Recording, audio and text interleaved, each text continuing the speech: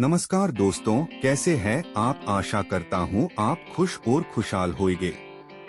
मैं आपको कहानियाँ सुनाता हूँ।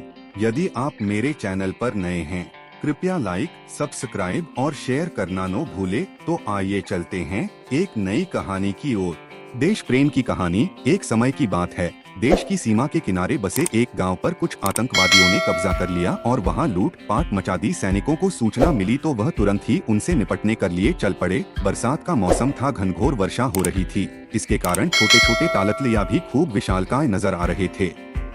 छोटी सी नदी भी उफान मारती हुई बह रही थी, जिसके कारण नदी पर बने पुल टूट गए थे। सैनिकों को वह नदी पार करनी थी, मगर पार कैसे करते। सैनिकों ने सोचा, कई प्रकार की युक्तियां लगाई, किंतु वह पार पाने में असमर्थ रहे। सैनिकों ने देखा कि पास में एक झोपड़ी है, उससे सहायता मांगी जाए। सैनिक उस झोपड़ी में गए। उस झोपड़ी में एक महिला की थी जो दिन भर कार्य करती थी और अपनी झोपड़ी में रहती थी। सैनिकों ने जब बात बताई कि आतंकवादी गांव पर कब्जा कर चुके हैं और हमें फौरन वहां पहुंचना है, इसके लिए यह नदी पार करने के लिए कुछ लकड़ियों की हमें आवश्यकता होगी, जिसके कारण हम नदी को पार कर पाएंगे।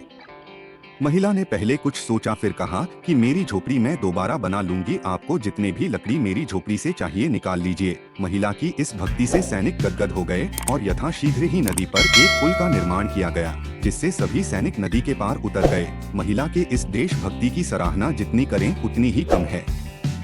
सैनिक जल्दी ही उस गांव पर पहुंच गए जहां आतंकवादियों ने कब्जा किया हुआ था। सैनिकों ने काफी देर की मशक्कत के बाद आतंकवादियों को मार गिराया और कुछ भाग गए, जिससे अपने देश में आए हुए संकट को उन्होंने बहादुरी से टाल दिया और दुश्मनों को सबक सिखाया। अगर व्यक्ति को देशभक्ति का मौका मिले तो उसे जरूर अपना देश प्रेम दिखाना चाहिए।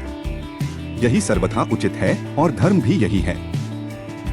मिलता हूँ दोस्तों अपनी अगली कहानी के साथ। तब तक आप सबको के यानी कहानी किंग का प्यार भरा नमस्कार। कृपया लाइक, शेयर और सब्सक्राइब जरूर करें।